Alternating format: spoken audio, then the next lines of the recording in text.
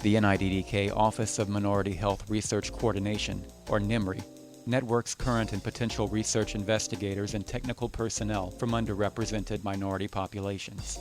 In NIMRI's efforts to facilitate participation in biomedical research and encourage and enhance the potential of minority investigators in choosing a biomedical research career, the office convenes a popular annual workshop. In this episode of ASN Kidney News Podcast, ASN Director of Policy and Public Affairs Paul Smedberg interviews NIDDK Director Griffin Rodgers, NIMRI Director Lawrence Adegoa, and workshop co-chairs Sylvia Rojas and Bessie Young about the Network of Minority Investigators' 8th Annual Workshop, taking place April 22nd and 23rd in Bethesda, Maryland. The abstract deadline for this year's meeting is Friday, March 12th. Dr. Rodgers, tell us, what value does the Network of Minority Research Investigators Workshop bring to the NIDDK? As noted on our website, the Network of Minority Research Investigators, or NMRI, facilitates a two-way communication between the network members and NIDDK, and we welcome recommendations for improving research opportunities and financial support for minority investigators.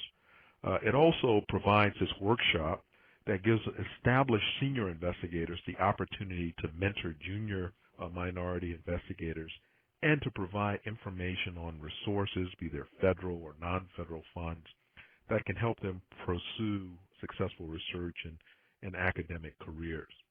So it really provides one place that they can not only learn about our programs and the work that's conducted and supported by NIDDK, but also our supported investigators can in turn serve as mentors for junior colleagues to bring them along the way. Dr. Young, you're one of the co-chairs of the upcoming workshop. Please tell us what you hope to accomplish at this year's meeting.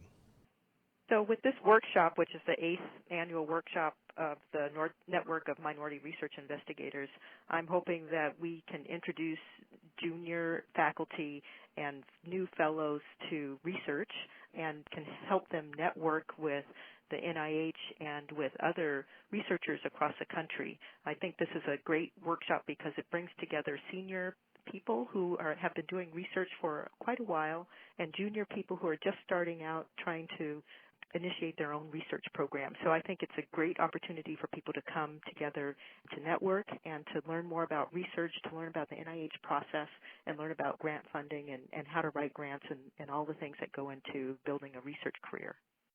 What are the long and short-term goals for the workshop? So in the short term, I think for junior faculty or even junior fellows, they gain a knowledge about how the NIH works.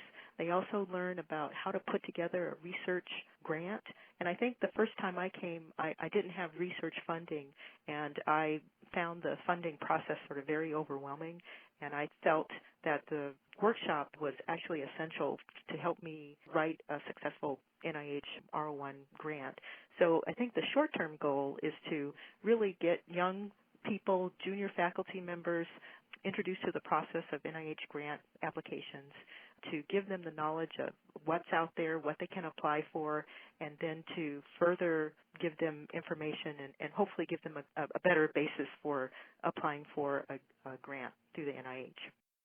Dr. Adegoa, what have the workshop participants reported back to you about how helpful the program has been in helping them in their career advancement?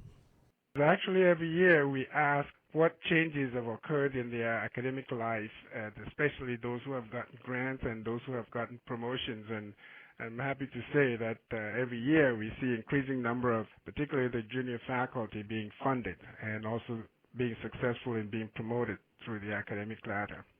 Well, of course, there's no control group, but this is more than anecdotal.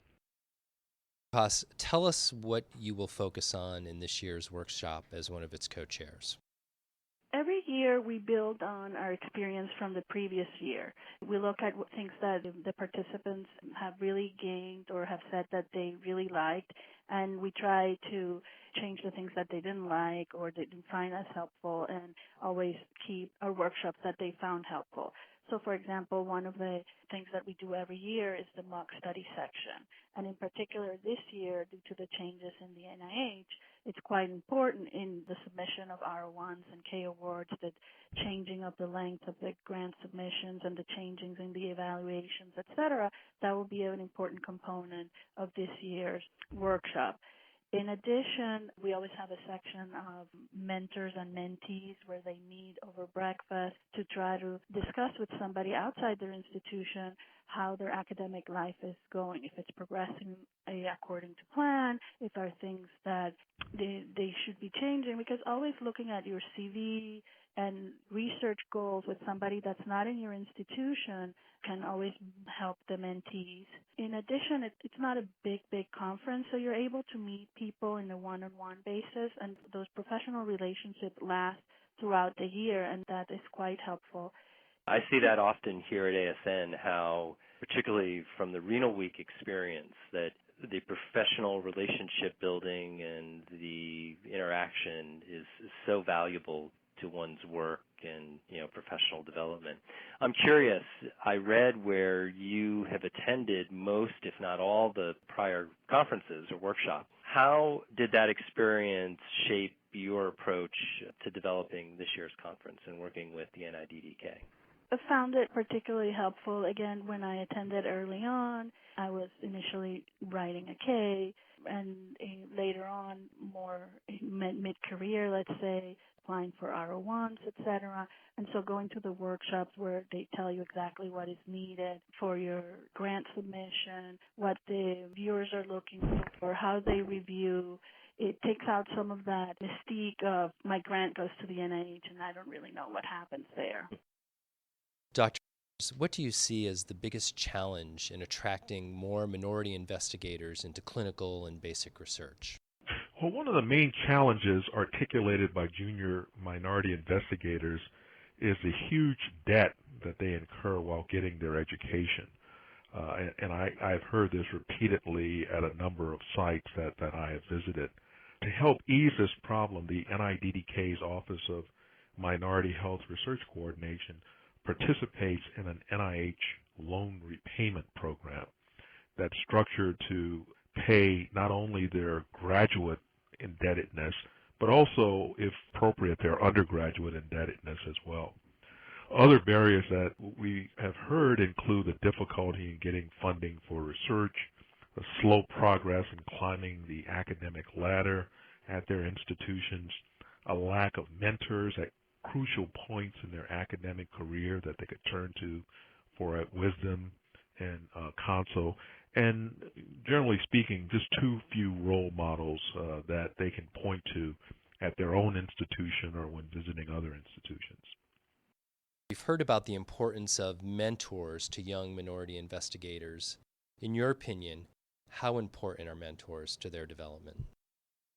I think that mentorship is essential for someone to be successful as an academic investigator, and I believe mentoring is very essential. And having a mentor outside of their own institution is usually beneficial for survival because that person can help them with grants and review grants for them and then advise them on aspects of their grants and may actually help to be a collaborator in future grants.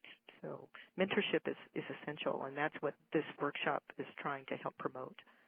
Dr. Young, how do you feel the work of the Office of Minority Health Research Coordination at the NIDDK, how important is that to the advancement of minority investigator participation and getting young minority investigators involved?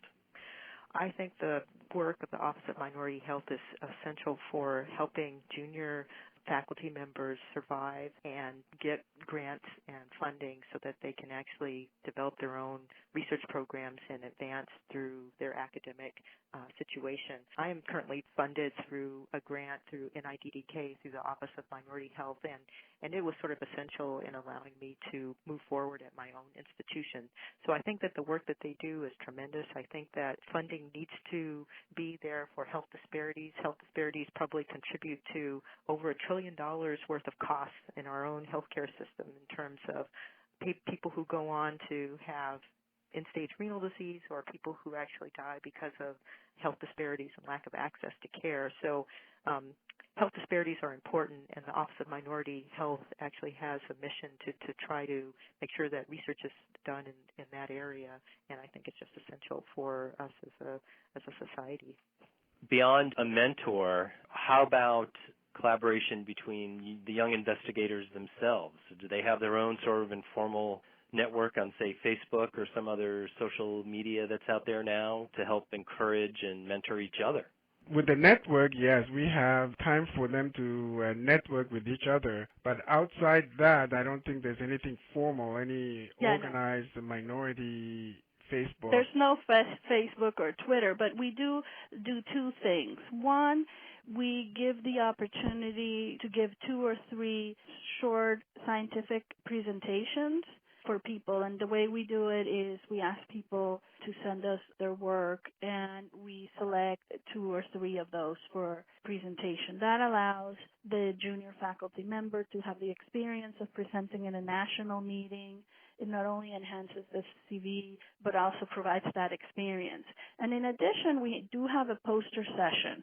And in that poster session, again, because it's a smaller group, you're able to see all the posters at the same time. And so you're able to identify people that have your same research interests.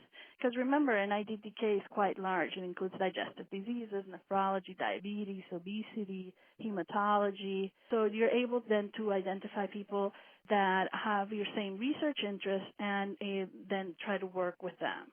So Dr. Agadoa, were there any new program announcements as it relates to the work your center does to help outreach and foster minority participation? Yeah, we recently released a program announcement targeted to the young minority population. It's small grants to promote diversity in NIDDK mission areas, encouraging particularly these young minority investigators to come and get small grants for data generation that will ultimately lead to them getting adequate data for R01s. And how successful has that program been? We got our first set of applications, and there was quite brisk. I think we have about 40 applications in-house now ready to be reviewed. I noticed on the draft agenda for the upcoming workshop in April, it includes a presentation on the role of scientific societies in research and patient care, and obviously ASN falls into that category. So I'm curious to hear how important is it for ASN to support these efforts, and secondly, how can the ASN support the goals, the Office for Minority Health Research Coordination? I think on the larger scale for ASN, I have one suggestion. The ASN should have a diversity task force, and some of the things that these individuals, this particular committee or task force could do is recruiting members from racial and ethnic minority and disadvantaged communities. Second one is I would suggest targeting underrepresented minorities in training and provide scholarships for them to attend annual meetings of the ASN. Now, the ASN and the NIDDK can collaborate in funding this program through the conference grant mechanism, and a special scientific program can be developed yearly to support this initiative, especially since it's going to be required for this particular mechanism that NIDDK could use in collaboration with ASN to fund this. And the third one would be identifying at-risk, underrepresented junior investigators in academic institutions and developing a mentoring program to facilitate the academic progress. And this, again, can be done in collaboration with the NAMRI, the Network of Minority Research Investigators. Fourth one would be inviting role models of underrepresented minorities to be keynote speakers at the annual meeting of the ASN. And I think that will also encourage them to stay in academia, these young investigators. Next one, I think highlighting scientific advances in health disparities research at the annual meeting will also be very, very useful in promoting these efforts. Finally, I think collaborating with industry, that is ASN collaborating with industry, to establish a health disparities research fund to promote clinical research to reduce kidney and related diseases disparities, especially in minority and underserved populations. So this task force, I think it will be a practical and useful for the ASN to develop and will help promote some of these efforts that we are trying to implement. Well, those are 6 terrific suggestions, and I've written every one of them down, so I'll make sure they're passed along, and the thousands of people that listen to these podcasts will hear it directly from you. Thank you for the suggestions. What do you hope to accomplish on April 23rd at the end of the conference? What do you hope to see have happened? I would like to see energized group of young investigators who are gung-ho and going forward to continue the work on health disparities. And Dr. Rojas? Our long-term goal is to make sure that we keep them motivated, that we keep them in academic institutions, and that they're successful and happy. Well, thank you for being with us here. We very much appreciated hearing your views, and say one last word on any kind of message you want to get out there to the ASN membership or anyone else for that matter who's listening to the podcast. Well, the point I want to emphasize in closing is that NIDDK seeks to work closely with professional societies to increase recruitment of underrepresented minority investigators into this network. And we also encourage societies to establish diversity programs on their own.